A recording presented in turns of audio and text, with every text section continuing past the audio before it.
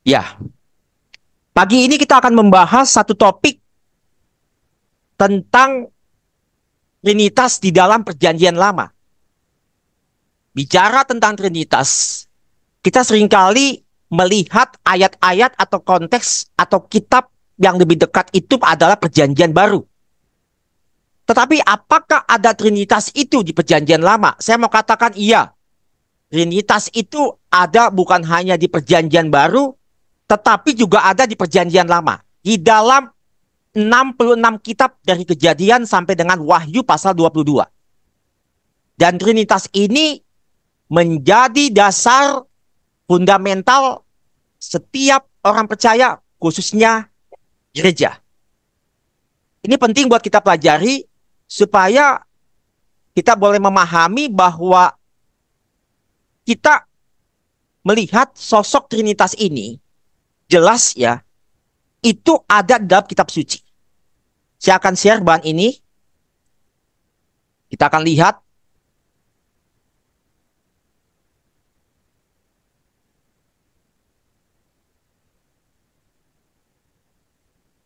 Sudah kelihatan bahannya? Sudah ya? Baik.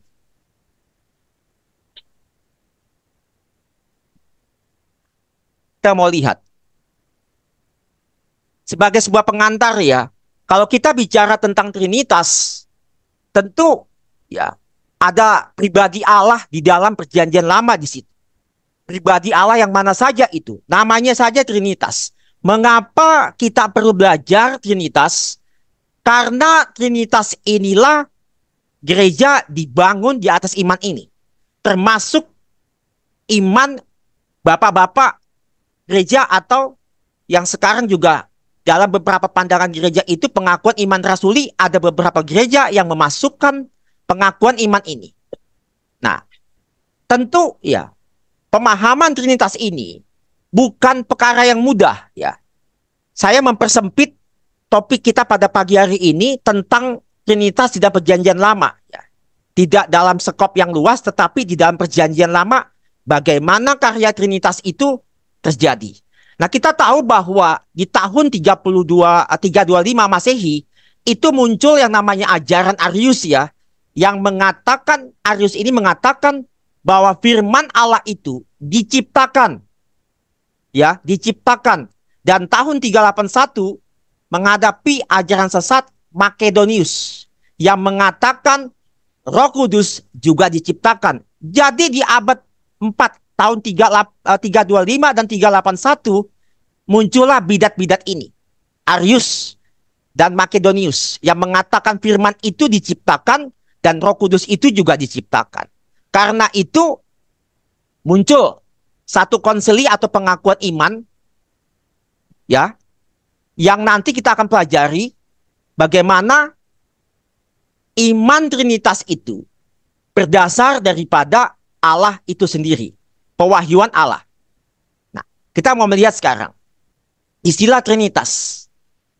Istilah Trinitas itu merujuk pada konsep Allah Tritunggal, Bapa, Anak, dan Roh Kudus. Ya. Tidak secara khusus dicetuskan oleh satu individu, tetapi tiga pribadi.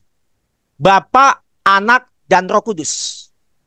Dan istilah ini di dalam teologi Kristen berkembang di abad kedua dan abad ketiga. Ini nggak jauh dengan abad pertama Yesus Kristus. Jadi tidak jauh nih. Ya.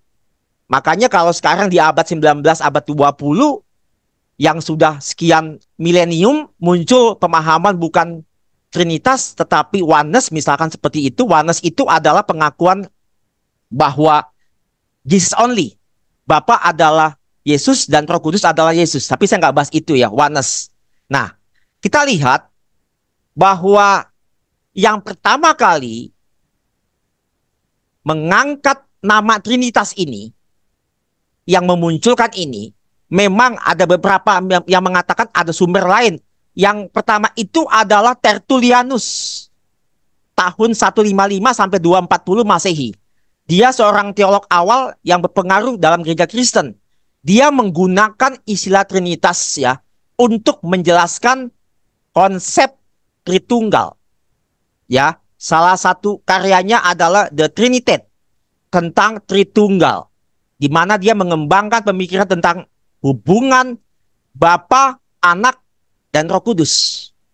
Dan yang kedua adalah Saint Agustinus dari Hippo. Agustinus dari Hippo tahun 354 sampai dengan 430. Juga dikenal dengan Santo Agustinus. Teman-teman bisa baca bukunya, silakan cari Tokopedia tentang Santo Agustinus, apa yang dia katakan tentang Trinitas. Bukunya ada di Tokopedia. Saya nggak mempromosikan Topetnya ya, tapi buku itu bisa dibeli. Nah, jadi ini bukan pemikiran kedua orang ini. Tetapi mereka melihat, mengangkat, mempelajari, mendapatkan satu pemahaman bahwa Alkitab itu, Kejadian sampai dengan kitab Wahyu itu, ya, di situ terlihat bahwa ada satu peran Allah yang satu hakikat itu memiliki tiga pribadi. Saya ulang ya, satu hakikat, satu being memiliki tiga pribadi. Referensinya adalah Tertullian on the Trinity dan Augustine of Hippo 2002 ya. Ini referensinya bisa Bapak Ibu bisa searching di Google, cari bahan ini ya tentang Trinitas ini. Nah, kita mau melihat sekarang Trinitas itu juga diakui pertama kali, artinya pengakuan iman itu dimunculkan di dalam pengakuan iman Nicea Konstantinopel. Kita tahu ada 7 pengakuan iman ekumenis, tetapi saya hanya mau ngambil satu saja. Masih ada konsili yang lain, konsili Nicea, konsili Efesus, konsili Chalcedon 451, tetapi saya hanya mau mengambil satu saja. Bagaimana tentang isi daripada pengakuan iman ini? Kita perhatikan dalam iman ini. Kami percaya kepada satu Allah. Di setiap pengakuan ekumenis itu mengakui percaya kepada satu Allah. Bapa yang Maha Kuasa, pencipta langit dan bumi, dan segala yang kelihatan dan yang tidak kelihatan. Yang kedua, kami percaya kepada satu Tuhan, yaitu Yesus Kristus, anak Allah yang tunggal, yang lahir dari Sang Bapa sebelum ada segala zaman, Allah dari Allah, terang dari terang. Allah sejati dari Allah sejati, diperanakan, bukan dibuat, sehakikat dengan Bapa. Sudah dua pribadi di situ. Dan ini yang saya kasih huruf hitam ini.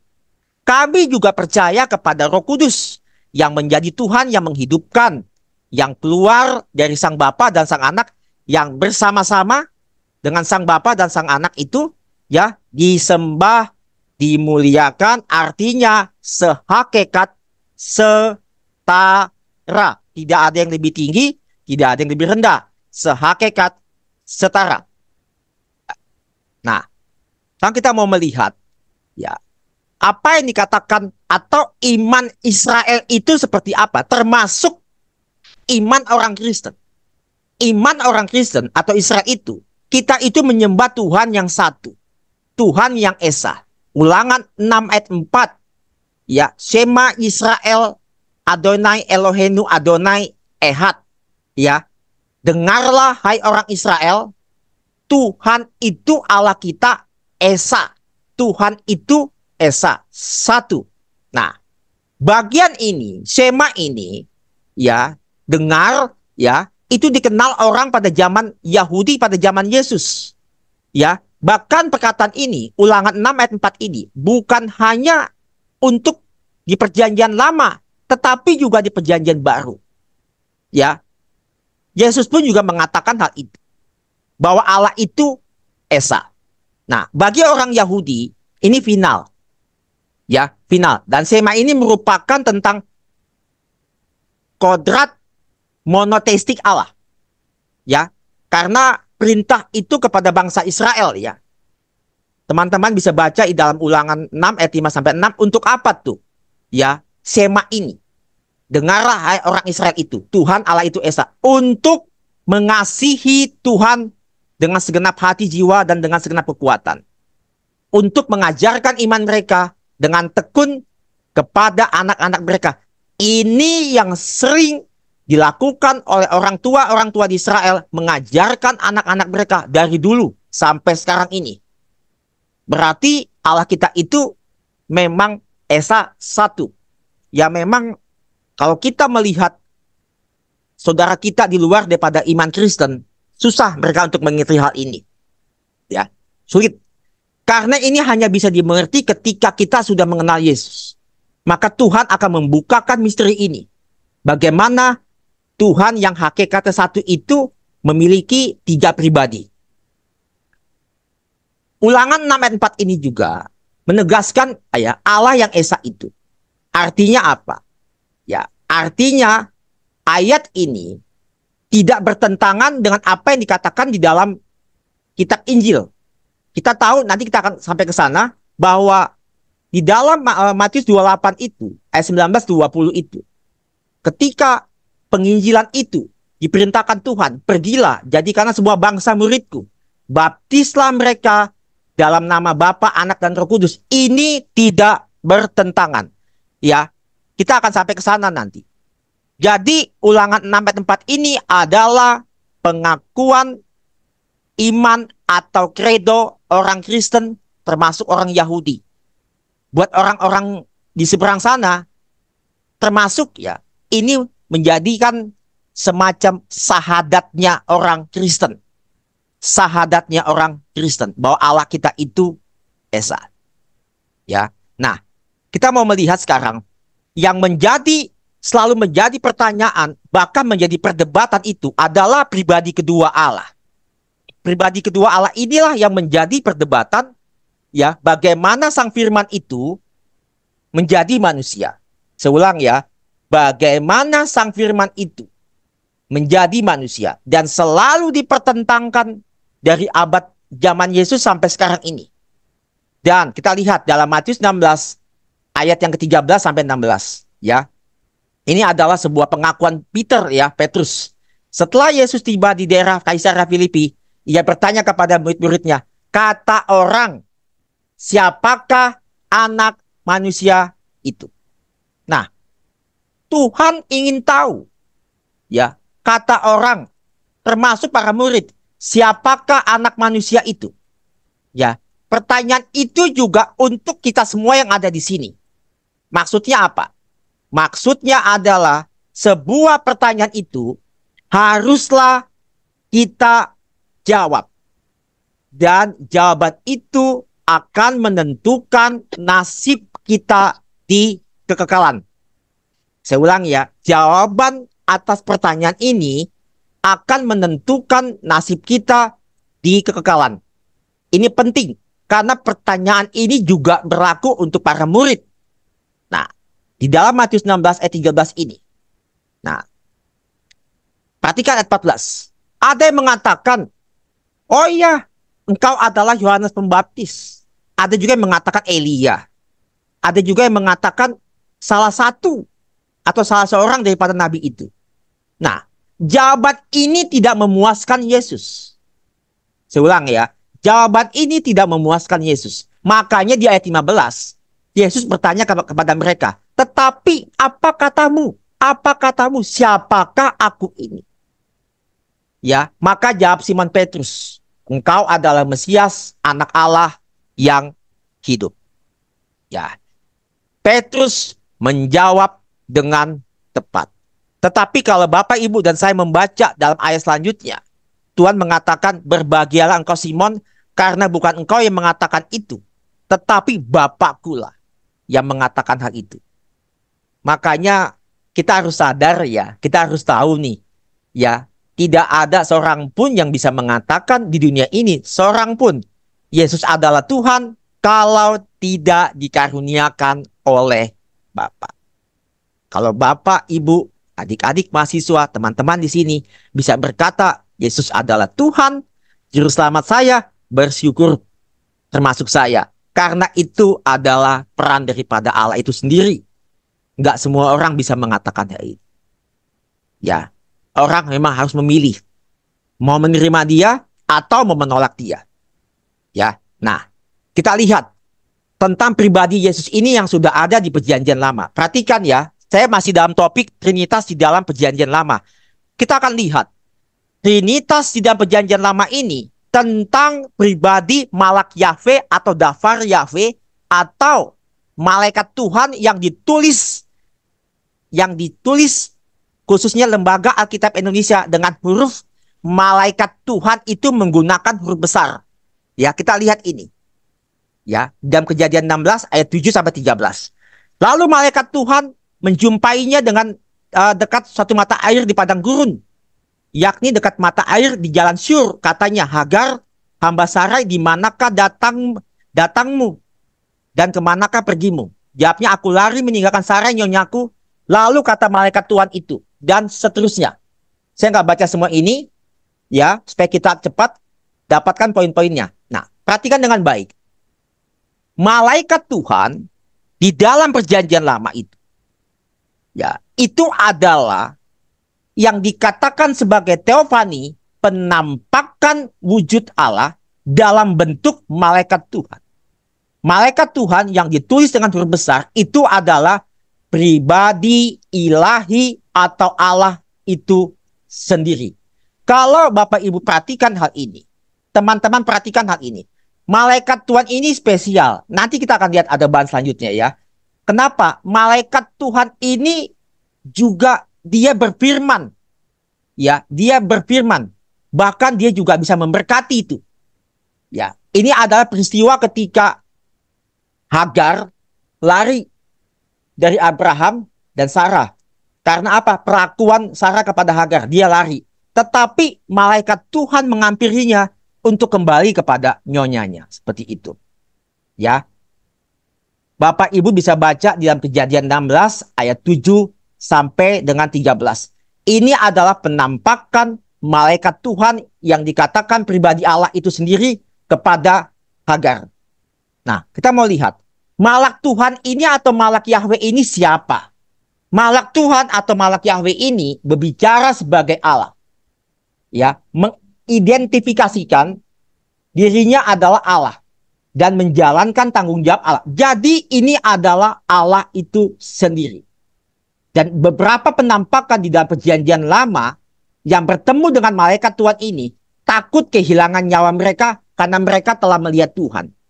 Kita akan bahas nanti juga di sini.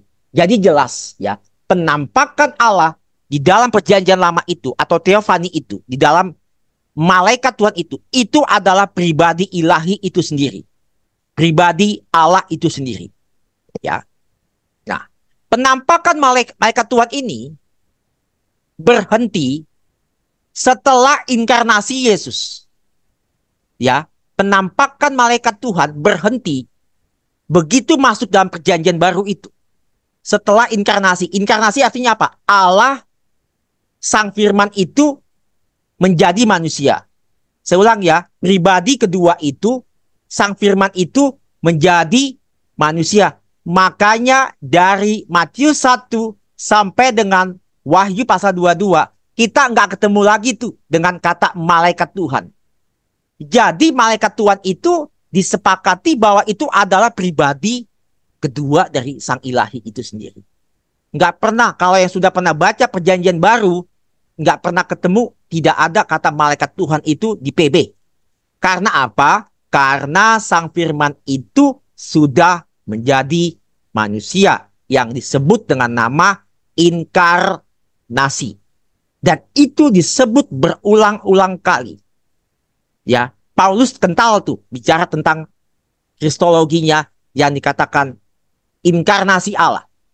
Allah yang menjelma menjadi manusia, atau Rasul Yohanes, Firman itu telah datang dan menjadi manusia. Menjadi manusia. Ya, menjadi manusia. Nah, namanya siapa tuh pribadi itu? Namanya ialah Yesus Kristus.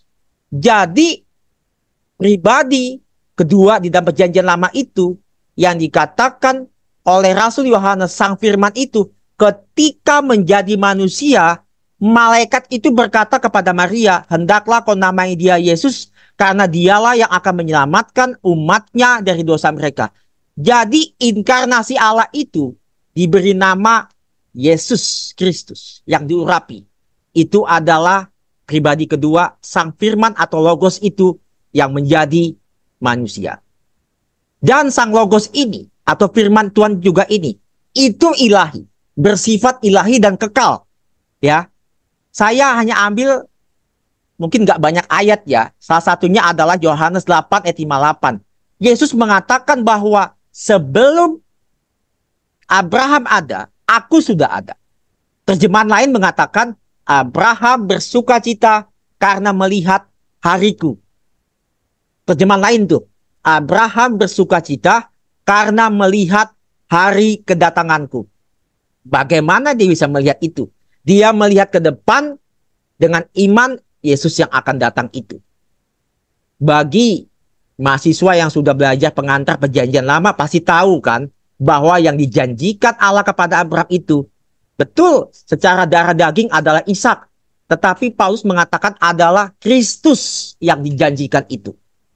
Nah, jadi malaikat Tuhan itu, penampakan prainkarnasi itu, kristologi itu, kristofani itu, penampakan diri Allah yang besar, dan malaikat Tuhan itu menunjukkan kepada penampakan fisik Allah.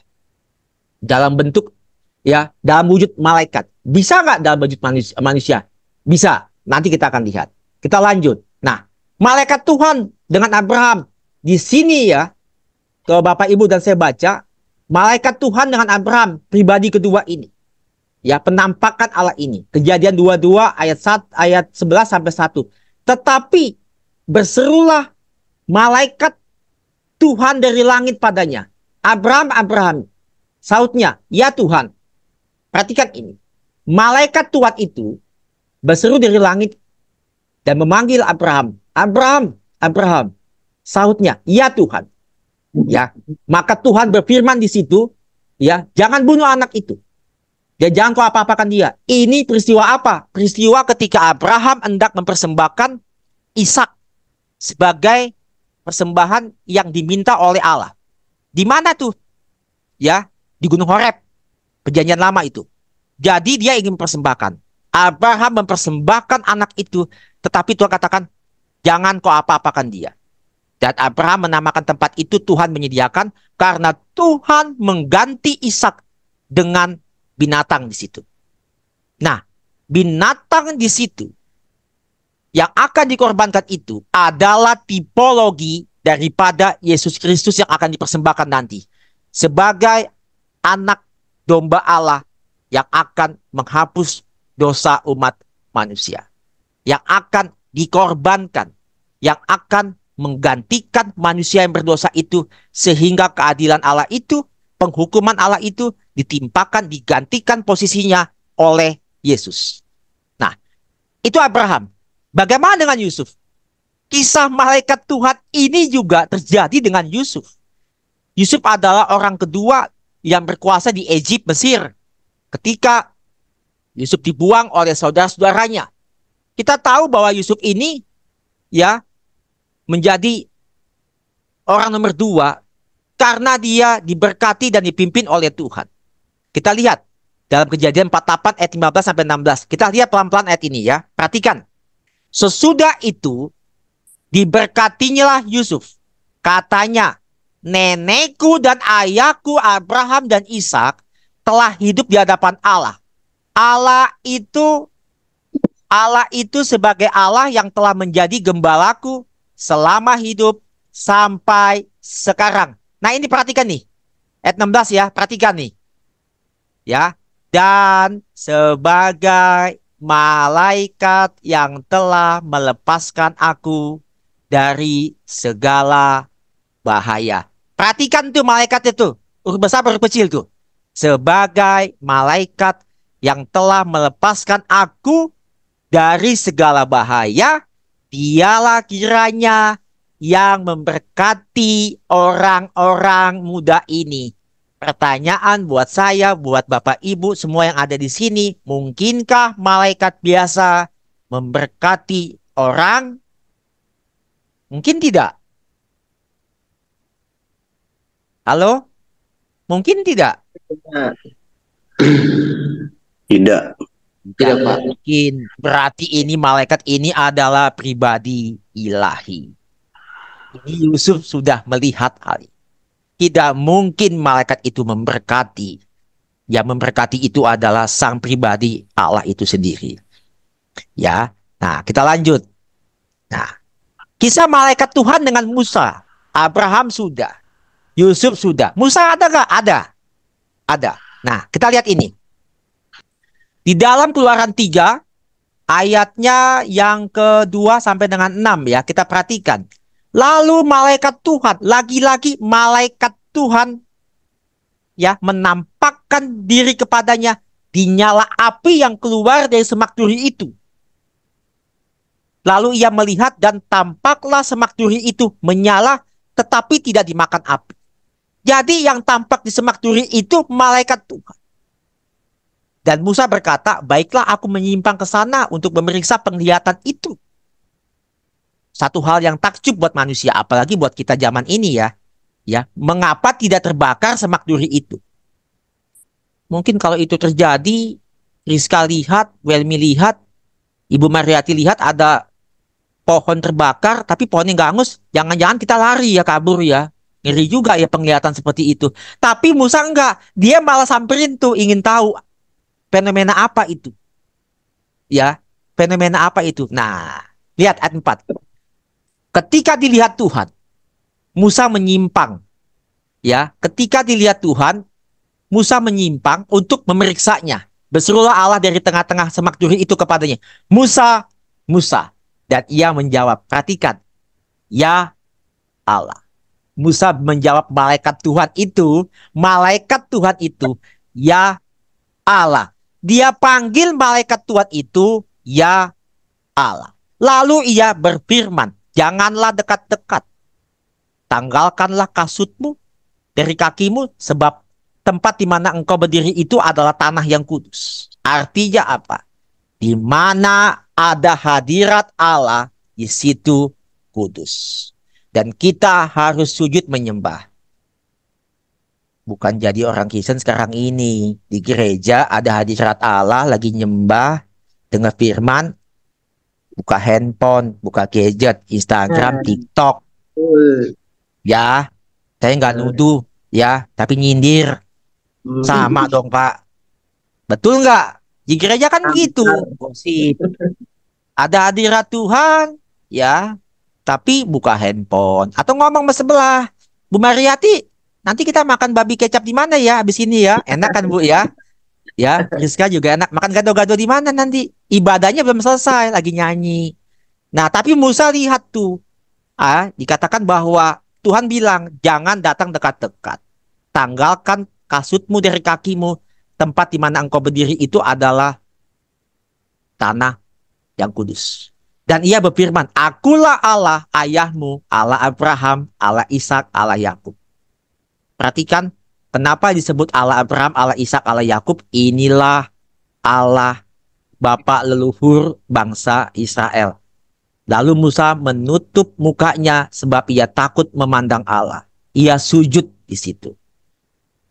Kita hormati hadirat Tuhan. Ya, kita hormati hadirat Tuhan. Kalau lagi di gereja, ya menyembah, dengar firman Tuhan. Ya makannya nanti setelah selesai. Tapi jangan lupa Bapak Ibu. Saya minta tolong. Kalau habis selesai ibadah, kalau makan hubungi saya pasti datang. Ya, jadi kalau nggak datang pakai GoFood lah ya. Pakai GoFood.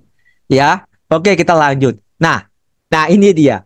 Malaikat Tuhan juga yang memimpin perjalanan bangsa Israel itu kepada tanah perjanjian. Kita lihat ini. Ya. Keluaran 23 ayat 20 sampai dengan 22. Mohon maaf, gambar jelas ya? Jelas nggak? Jelas. Jelas ya? Oke. Nah, lihat ya. Janji dan teguran kepada Israel. Sesungguhnya aku mengutus seorang malaikat berjalan di depanmu untuk melindungi engkau di jalan dan untuk membawa engkau ke tempat yang telah kusediakan. Perhatikan ini. Perhatikan dengan baik ya.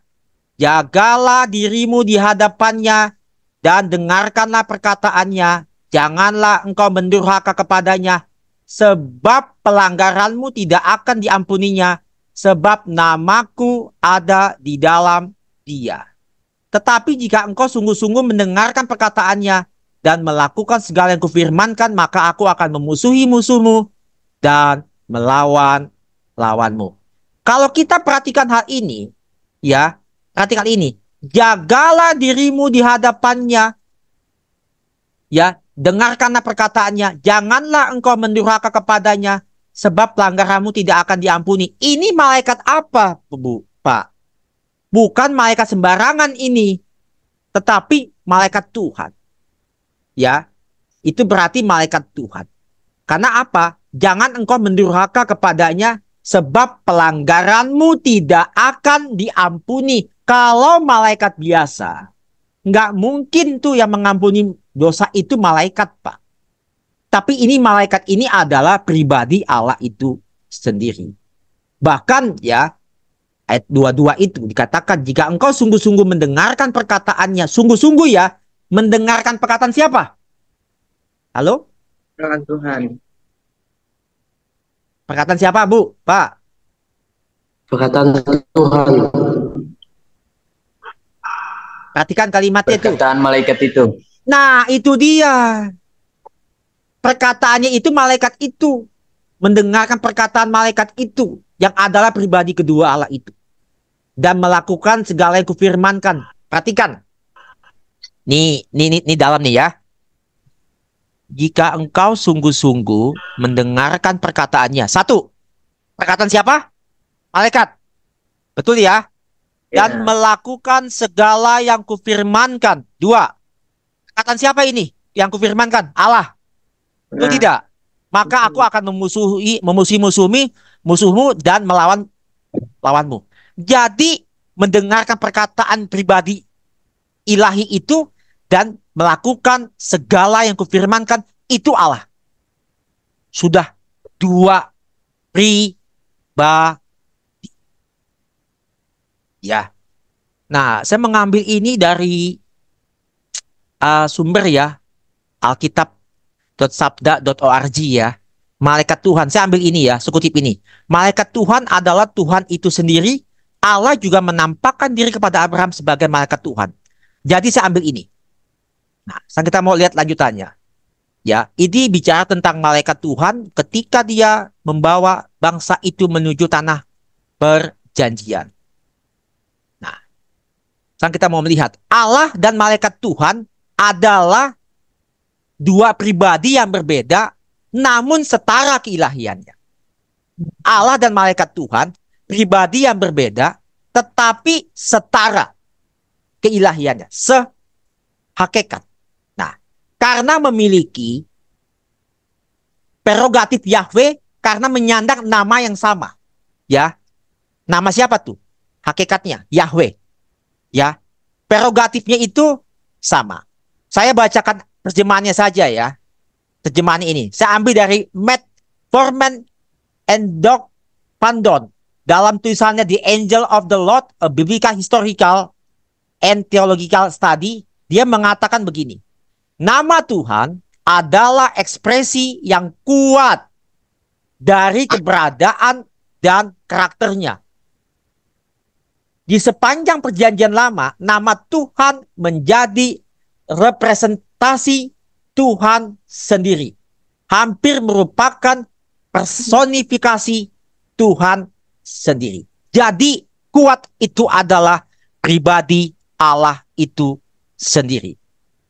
Ya, jadi malaikat Tuhan itu adalah pribadi Allah itu sendiri. Nah, kita mau melihat sekarang ini. Kita lihat ini sisi paralelnya ya. Keluaran 3 ayat 2 dan 6 paralel dengan Yosua 5 ayat 13 sampai 15. Keluaran 3 ayat 2 sampai 6 berkata demikian. Lalu malaikat Tuhan menampakkan diri kepadanya di dalam nyala api yang keluar semak duri itu. Tadi yang udah kita bahas ya. Baiklah aku menyimpang ke sana untuk melihat penglihatan yang hebat itu. Mengapa tidak terbakar? Ketika dilihat Tuhan, Musa menyimpang untuk memeriksanya. Berserulah Allah dari tengah-tengah semak itu kepadanya, Musa. Dan ia menjawab, ya Allah. Dan Musa menutupi mukanya dan takut memandang Allah. Perhatikan kejadian ini dengan Musa. Nah, kejadian yang paralel ini juga terjadi dengan Yosua di dalam Yosua 5 ayat 13 sampai 15. Panglima bala tentara Tuhan. Ya. Kita tahu kisah ini adalah kisah di mana ketika orang Israel mau menyerang kota Yeriko. Dan ketika Yosua dekat Yeriko, ia melayangkan pandangannya. Dilihatnya seorang laki-laki berdiri di depannya dengan pedang terhunus di tangannya. Yosua mendekatinya dan bertanya, "Kawankah engkau atau lawan?" Jawabnya, "Bukan, tetapi akulah panglima bala tentara Tuhan. Sekarang aku datang." Sujudlah Yosua dengan mukanya ke tanah, menyembah dan berkata kepadanya, "Apakah yang akan dikatakan Tuanku kepada hambanya ini?" Dan panglima bala tentara Tuhan itu berkata kepada Yosua, "Tanggalkanlah kasutmu dari kakimu, sebab tempat di mana engkau berdiri itu kudus." Dan Yosua berbuat demikian. Musa melakukan hal yang sama dengan Yosua. Nah, ini perhatikan ya. Panglima bala tentara Tuhan ini muncul. Jadi teofani itu adalah penjelmaan Allah, bisa dalam wujud manusia seperti Abraham, wujud malaikat Tuhan, ya, bahkan firman Tuhan yang datang. Jadi bagi Allah tidak ada yang mustahil tuh. Kalau Allah itu maha kuasa, omnipoten, dia bisa menjelma jadi apapun. Ya, dan dia sudah tunjukkan dia menjadi malaikat Tuhan, menjadi manusia. Nah, lihat ini ya. Ini adalah peperangan suci ya. Saya nggak bahas ini. Kita akan sampai pada topik nanti tentang The Holy War, peperangan suci. Tuhan ini muncul dalam wujud laki-laki yang dikatakan sebagai panglima bala tentara Tuhan. Jadi ketika Israel di bawah komando Yosua akan berperang melawan Yeriko, panglima itu muncul. Artinya apa? Artinya Tuhan memimpin peperangan itu. Untuk memenangkan peperangan itu, Tuhan muncul dalam wujud panglima bala tentara Tuhan. Artinya Tuhanlah nanti yang akan memimpin peperangan itu, dan Tuhan kasih strateginya tuh. Ya, ini akan kita bahas nanti pada Bible Teaching yang kelima ya, peperangan di dalam perjanjian lama. Tuhan pimpin peperangan itu. Peperangan suci itu. Ya, saya berharap nanti mungkin di waktu mendatang bisa mengikuti ya untuk peperangan suci itu di dalam perjanjian lama. Nah, kita lihat. Misteri firman Tuhan kepada Abram paralel juga dengan Yohanes 1 ayat 1 sampai 2 dan 9 sampai 11. Perjanjian Abram itu begini ya. Datanglah firman Tuhan kepada Abraham dalam suatu penglihatan, "Jangan takut. Ya, akulah perisaimu, upahmu akan sangat besar." Ya. Abraham menjawab, "Ya Tuhan Allah, apakah yang akan kau berikan kepadaku? Karena aku akan meninggal dengan tidak mempunyai anak, dan yang akan mewarisi rumahku ialah Eliezer, orang Damsik itu." Kita tahu bahwa Abraham sebagai bapak orang beriman sempat ya meragukan Tuhan. Dia berkata ya, "Apakah yang engkau akan berikan kepadaku, dan yang akan mewarisi rumahku ialah Eliezer orang Damsik itu." Tetapi di dalam keraguan Abraham itu ya, Tuhan berkata demikian ya, ayat 15, "Lalu Tuhan membawa Abraham itu keluar berfirman, serta berfirman, coba lihat ke langit. Hitunglah bintang-bintang jika engkau dapat menghitungnya." Maka firman-Nya kepadanya, "Demikianlah banyaknya nanti keturunanmu." Lalu percayalah Abraham kepada Tuhan, maka Tuhan memperhitungkan hal itu kepadanya sebagai kebenaran. Jadi ya, firman Tuhan itu kepada Abraham itu datang kepada Abraham itu. Ya, dia berkata, "Abraham keluar dan lihat ke langit. Keturunanmu itu akan sebanyak bintang-bintang itu." Siapa yang bisa hitung banyaknya bintang di langit? Itu bintang triliunan, Pak. Silakan searching itu. Dan paralelnya itu dengan Yohanes 1 ayat 1 dan 2. Firman itu telah menjadi manusia. Firman pada mulanya itu ada firman. Firman bersama-sama dengan Allah, dan firman itu adalah Allah. Terang yang sesungguhnya menerangi setiap orang datang ke dalam dunia, Ia telah ada dalam dunia, dan dunia dijadikan olehnya, dan dunia tidak mengenalnya. Jadi firman yang datang kepada Abraham itu adalah firman yang dikatakan oleh Yohanes yang datang itu. Sang firman itu. Jadi sang firman yang oleh Yohanes 1 ayat 1 ini ditulis, pernah datang menghampiri Abraham dan berfirman bahwa keturunanmu nanti sebanyak bintang-bintang yang ada di atas langit itu. Enggak kehitung. Nah, sekarang kita mau lihat lagi. Firman Allah, pribadi Allah ini adalah pribadi kedua dari Trinitas. Dari mana lagi kita baca? Kita temukan ini dalam kitab Zakaria 4, ayat ke-8 sampai dengan 9. Kemudian datanglah firman Tuhan kepadaku. Demikian. Tangan Zerubabel telah meletakkan dasar rumah ini. Dan tangannya juga akan menyelesaikannya. Maka kamu akan mengetahui bahwa Tuhan semesta alam mengutus aku kepadamu. Ya, Yeremia 7 ayat 1. Firman yang datang kepada Yeremia daripada Tuhan bunyinya. Perhatikan ya, terjemahan lamanya begini. Firman yang telah datang kepada Yeremia daripada Tuhan bunyinya. Jadi firman Tuhan itu adalah pribadi kedua dari Trinitas. Ya. Nah, kita lihat sekarang. Ketiga pribadi ini bersamaan ada di dalam diri atau pribadi Raja Daud. Dalam 2 Samuel 23. Perkataan Daud yang terakhir itu. Inilah perkataan Daud yang terakhir. Tutur kata Daud, Isai, dan tutur kata orang yang diangkat tinggi. Orang yang diurapi Allah. Pemazmur yang disenangi di Israel. Daud itu adalah seorang pemazmur yang disenangi di Israel. Nah, perhatikan ini. Roh Tuhan berbicara dengan perantaraanku.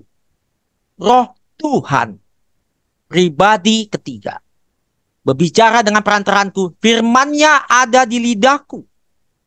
Firman-Nya ada di lidahku. Allah Israel berfirman.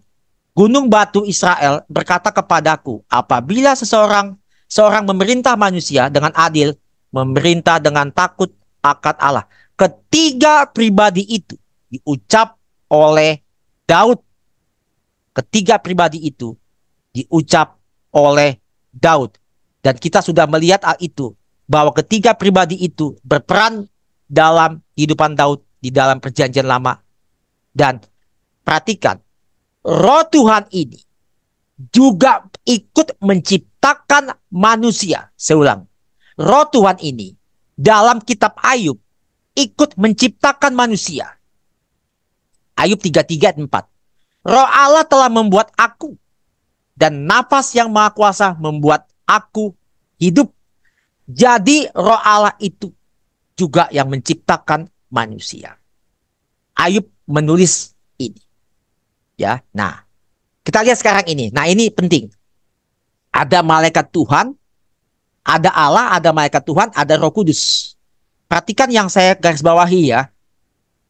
Yesaya 63 ayat 7 sampai dengan 14. Ini doa pengakuan dan permohonan Israel. Aku hendak menyebut-nyebut perbuatan kasih setia Tuhan. Perbuatan Tuhan yang masyhur sesuai dengan segala yang dilakukan Tuhan kepada kita.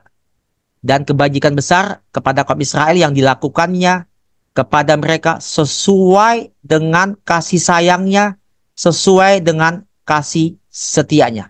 Ya, lihat ini. Aku hendak menyebut perbuatan kasih setia Tuhan.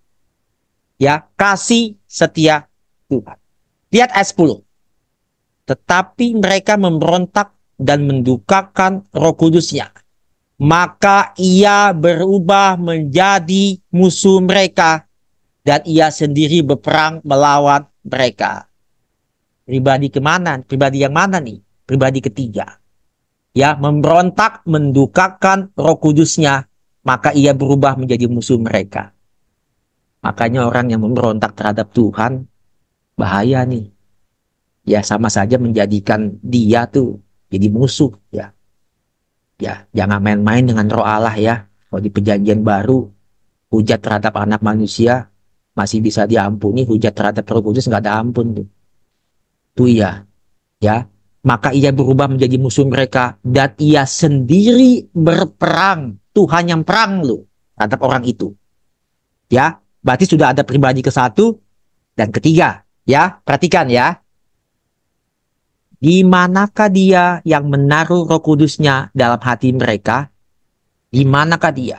Tuhan Allah yang menaruh Roh Kudusnya dalam hati mereka. Ya, saya baca sampai di ayat 9 ya, perhatikan ini. Nih lihat, perhatikan ya. Ayat yang ke-9 ya. Kalau dilihat ini, pribadi keduanya di mana? Kan satu udah ya, Tuhan dan Roh Kudus. Pribadi keduanya di mana, Pak?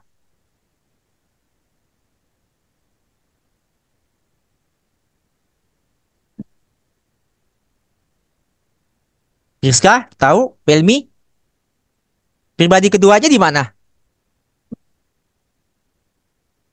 Apa tadi ya? Pak Oce, Bu Stefani, Um,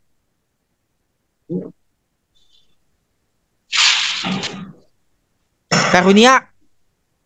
ya Pak. Gak ada, Pak. Memang gak ada di sini ya. Ya, pribadi keduanya di mana? Bu Mariati? Ini satu ya, kasih setia Tuhan. Ini Roh Allah. Kalau kita baca ini, pribadi keduanya nggak kelihatan ya, Pak. Perhatikan ya. Saya hanya mau lihat ini, perhatikan nih. Ayat 9 ya. Dalam segala kesesakan mereka, bukan seorang duta atau utusan, melainkan ia sendirilah yang menyelamatkan mereka. Dialah yang Dia menebus sendiri. mereka dalam kasihnya dan belas kasihannya. Ini adalah pribadi Yang kedua. kedua. Di mana, Pak? Saya menggunakan, perhatikan ya, bukan seorang duta atau utusan, melainkan ia sendiri yang menyelamatkan mereka, ya. Dialah yang menebus mereka dalam kasihnya. Perhatikan kata-kata itu. Kita lihat Mereka. terjemahan yang lain ya. Perhatikan nih. Ya, nanti UAS muncul. UAS muncul nanti. Ya. Lihat ini, perhatikan terjemahan lain ya. Nah, ini dia nih. Ayat 9-nya lihat. In all their distress, he too was distressed. And the angel of his presence saved them, and his love and mercy he redeemed them. Dia menggunakan kata angel, malaikat Tuhan. Saya mengambil dalam terjemahan NIV, New International Version. Jadi ini adalah malaikat Tuhan menebus ini, pribadi kedua. Ada di sini. Ya, paham nggak? Kalau bingung, pegangan dulu deh, coba. Paham nggak? Oke ya, kita lanjut dulu ya. Nah, ini dalam terjemahannya ya, dia menggunakan kata angel. Oke, lanjut. Nah, Roh Kudus, rohnya, roh Tuhan Allah. Yesaya 48 ayat 16. Mendekatlah kepadaku, dengarlah ini. Dari dahulu tidak pernah aku berkata dengan sembunyi. Dan pada waktu hal itu terjadi, aku ada di situ. Dan sekarang Tuhan Allah mengutus aku dengan rohnya. Tuhan Allah mengutus aku dengan rohnya. Dua pribadi. Apa itu? Siapa? Tuhan Allah, pribadi pertama, dan rohnya. Berarti kan pribadi yang berbeda, tetapi sehakikat. Ya, sehakikat. Nah, kita lihat dalam Yesaya 61 ayat 1. Roh Tuhan Allah ada padaku, oleh karena Tuhan telah mengurapi aku. Ia telah mengutus aku untuk menyampaikan kabar baik kepada orang-orang sengsara dan merawat orang-orang yang remuk hati, untuk memberitakan pembebasan-pembebasan kepada orang-orang tawanan dan kepada orang-orang yang terkurung, kelepasan dari penjara. Roh Tuhan Allah ada padaku, oleh karena Tuhan telah mengurapi aku. Yesaya mengatakan bahwa rohnya ada pada dia. Dan Allah juga ada pada dia yang mengurapi aku. Nah, di PB, Perjanjian Baru, ketiga pribadi ini jelas sekali. Tadi kita sudah kupas banyak di Perjanjian Lama ya. Abraham sudah, Yusuf sudah, Musa sudah, Zakaria sudah. Ya. Bahkan juga tadi juga dalam tokoh-tokoh yang lain termasuk Yosua. Nah, itu di PL, Trinitas. Nah, di PB ini ya, saya mengutip apa yang dikatakan oleh Rasul Matius pasal 3 ayat 16. Sesudah dibaptis, Yesus segera keluar dari air, dan pada waktu itu langit terbuka. Langit itu terbuka, Pak. Ia melihat Roh Allah seperti burung merpati turun ke atasnya. Lalu terdengar suara dari sorga yang mengatakan, inilah anakku yang kukasihi, kepadanya lah aku berkenan. Perhatikan pada saat itu, ketika Yesus dibaptis, pribadi Allah atau Sang Firman yang menjadi manusia itu, Yesus namanya, ada di Sungai Yordan, Pak. Pribadi Allah itu. Dan Allah berbicara dari atas. Ya, inilah anakku yang kukasihi, kepadanya lah aku berkenan. Dan lihat, Roh Allah itu turun ke atas Yesus. Ketiga pribadi itu muncul bersamaan.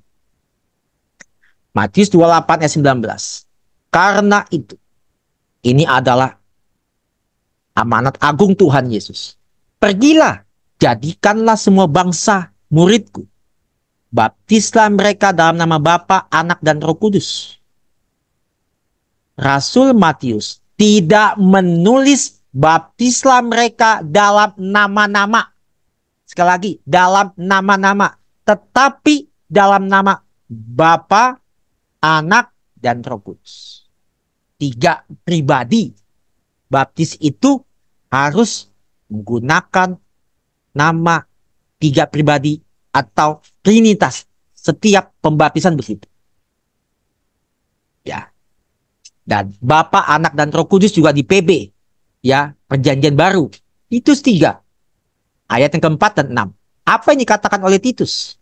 Tetapi ketika nyata kemurahan Allah, Juru Selamat kita dan kasihnya kepada manusia, pada waktu itu, Dia telah menyelamatkan kita bukan karena perbuatan baik yang telah kita lakukan, tetapi karena rahmat-Nya. Oleh permandian kelahiran kembali dan oleh pembaruan yang dikerjakan oleh Roh Kudus yang sudah dilimpahkannya kepada kita oleh Yesus Juru Selamat kita. Perhatikan, kata Allah muncul di sini. Kemurahan Allah, Juru Selamat kita, dan kasih-Nya kepada manusia.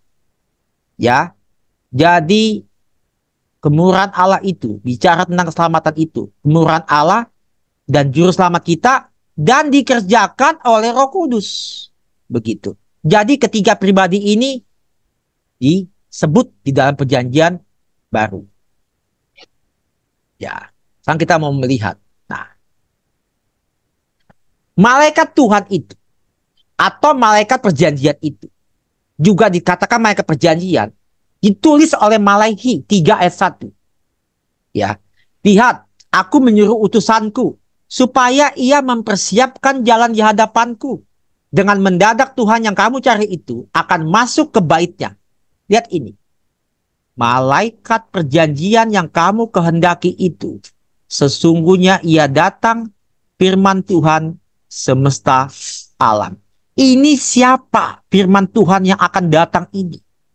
Ya, dia berbicara tentang siapa? Saya mengambil dari catatan Full Life ya. Ketika ia menjawab ketidakpercayaan umat itu, Malaikhi menekankan kepastian kedatangan Mesias. Sebelum ia datang, ia akan mengutus seorang untuk membuka jalan. Nubuat itu digenapi ketika Yohanes Pembaptis tampil sebagai pendahulu Yesus. Jadi malaikat tersebut adalah Yesus Sang Mesias, kedatangannya yang pertama, dan yang kedua disatukan dalam bagian ini. Perjanjian lama ya sudah datang, dan yang kedua itu dia bicara dalam kedatangan fisik dalam wujud manusia. Nah, malaikat Tuhan juga muncul di dalam zaman hakim-hakim, judges, ya, perjanjian lama. Hakim-hakim 2 ayat 1. Lalu malaikat Tuhan pergi dari Gilgal ke Bokim dan berfirman, telah kutuntun kamu keluar dari Mesir, yang kubawa ke negeri yang kujanjikan dengan bersumpah kepada nenek moyangmu. Aku telah berfirman. Jadi di kitab hakim-hakim, malaikat Tuhan pun juga ya pernah hadir di situ. Kalau Bapak Ibu baca Simpson, ada yang tahu Simpson? Bukan Samson anak Betawi ya, bukan. Kalau Simpson kekuatannya rambut. Kalau Samson ketek. Ya. Gitu. Ya itu Binyamin tuh yang suka nonton itu. Ya. Nah, kalau kalian baca Simpson itu ya, orang tuanya siapa? Ada yang tahu nggak? Iya. Siapa orang tuanya Simpson? Waduh, nggak pernah baca nih. Orang tua saya nggak tahu, Pak. Saya bukan tetangganya, Pak. Oh iya, saya juga bukan tetangganya. Manoah. Coba buka. Manoah. Betul nggak, Simpson? Itu Manoah diketemui oleh siapa tuh? Coba buka cepat. Karunia. Ada yang ketemu nggak? Itu Manoah itu dijumpai oleh siapa?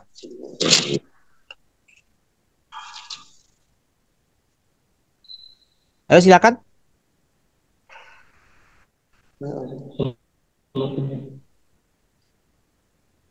Malaikat Tuhan, Pak. Nah, betul nggak? Betul ya? Coba dibaca Ya, Karunia. Itu Manoah ditemui oleh siapa tuh? Coba baca. Karunia baca. Biar jangan jadi hoax nih. Hakim-hakim pasal 13 ayat 3. Dan malaikat Tuhan menampakkan diri kepada perempuan itu dan berfirman kepadanya, demikian, memang engkau mandul tidak beranak, tetapi engkau akan mengandung dan melahirkan seorang anak laki-laki. Betul ya. Siapa namanya? Manoah bukan? Ya. Manoah ya. Jadi Manoah. Jadi itu malaikat Tuhan ketemu Manoah tuh. Tuhan ketemu langsung. Jadi itu pribadi kedua itu di perjanjian lama banyak, Pak, kisahnya. Nah, kita lihat ini. Malaikat Tuhan. Perhatian khusus diberikan kepada malaikat Tuhan. Kadang-kadang disebut malaikat Allah. Malaikat yang unik yang tampil di PL ya. Nah, kita udah bahas nih. Malaikat Tuhan ini bertemu dengan Hagar, Abraham, Yakub, Musa, orang Israel, di Bokim, Bileam, Yosua, panglima bala tentara, ya.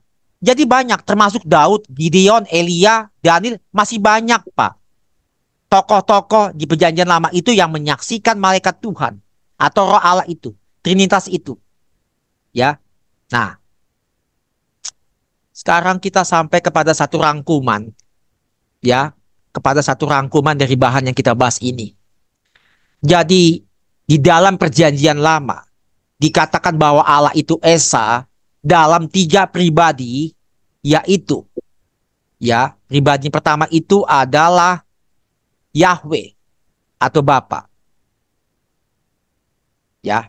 Lalu ada Malak Yahweh atau Daftar Yahweh, Firman. Dan yang ketiga adalah Roh Yahweh, Roh Allah. Ini di dalam PB, Yahweh ini di dalam PB itu diperkenalkan sebagai Bapa. Dan malaikat Yahweh atau Firman, ya, Yohanes 1 mengatakan Rasul Yohanes itu adalah Yesus, Sang Firman yang menjadi manusia. Dan Roh Yahweh, Roh Allah itu adalah Roh Kudus. Jadi proposisi doktrinal Allah itu Esa. Ya, Allah itu Esa. Satu, Allah yang Esa itu berkeberadaan dalam 3 pribadi yang berbeda. Dan setiap pribadi itu sepenuhnya Allah. Bukan setengahnya Allah. Bukan ya setengah manusia, setengah Allah, bukan, tetapi the fully God, sepenuhnya Allah. Yesus waktu dia menjadi manusia, dia memiliki dua natur, the fully God and the fully man, sepenuhnya Allah sejati dan manusia sejati. Tapi saya tidak bahas itu ya. Kita akan bahas itu di waktu-waktu yang akan datang. Nah, jadi pertanyaan buat kita semua yang harus direfleksikan, direnungkan. Bahwa kalau kita lihat ya, bagan ini, bagi yang sudah belajar PLPB atau Trinitas pasti tahu bagan ini.